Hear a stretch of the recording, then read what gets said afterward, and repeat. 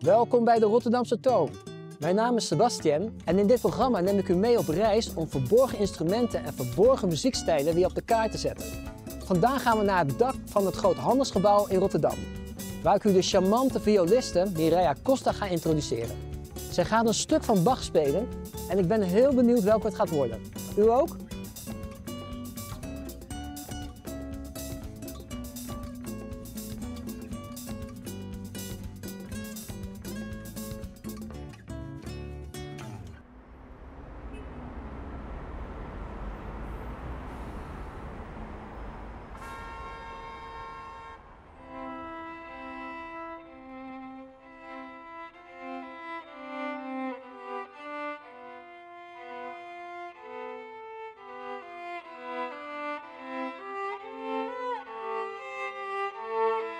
I started playing the violin in the music school of my village when I was 8 years old.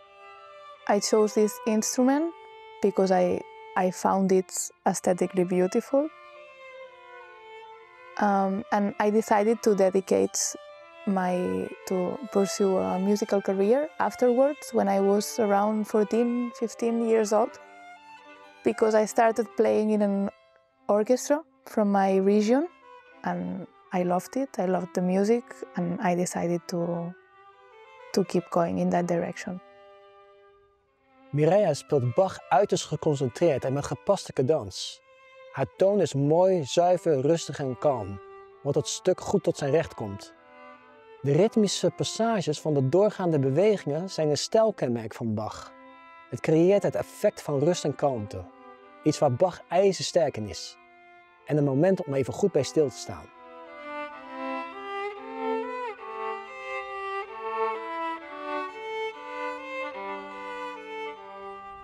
My goal is to be able to communicate as good as possible with my violin. So to be able to play music in a high level. I love chamber music, for example, because it implies everyone that is playing. An orchestra is more like a hierarchy. So there's a conductor, the leader of the section, and you follow, or you are the leader. And with chamber music, it's more like collectively built. And I like this. I love this.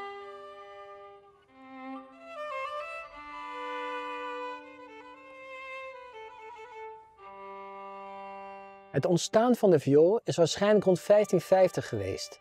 De oorspronkelijke uitvinder van de viool is niet bekend. Maar wat we wel weten is dat de eerste violen uit Italië afkomstig zijn. De viool heeft 4 snaren en wordt door de strijkstok bespeeld, of tokkelend met de vingers. Bij uitstek is de toon van de viool kenmerkend voor het karakter van de muzikant, net zoals bij een persoonlijke handtekening van ieder individu.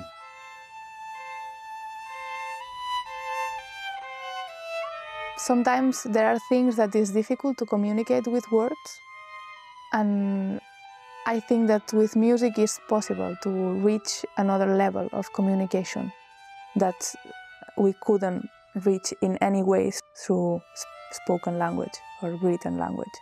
I'm also more like an introvert person, and sometimes I find difficult to express myself with words. But with the violin, I find ways to do it. For example, this piece is very meaningful on itself. It has a lot of special things objectively, but it's also very meaningful for me because I played this piece for my uncle when he was dying in the hospital. And with this music, I felt like I could tell him things that I couldn't tell with words. So it means a lot for me.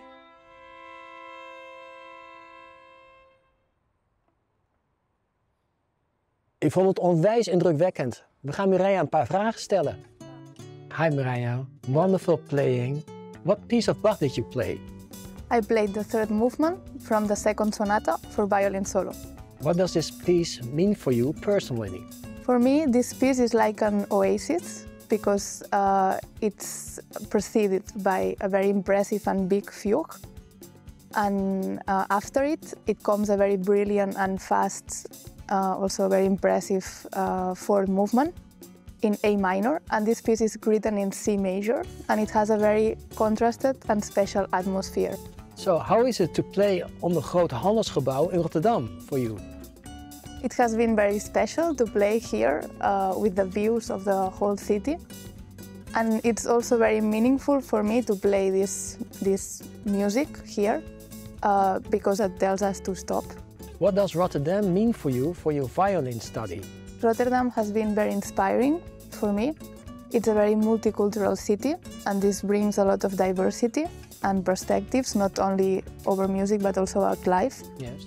And this gave a lot of different insights, and there are many opportunities here to play with different people, different kinds of music, and this has been very fulfilling and rewarding. Final question, Mireia.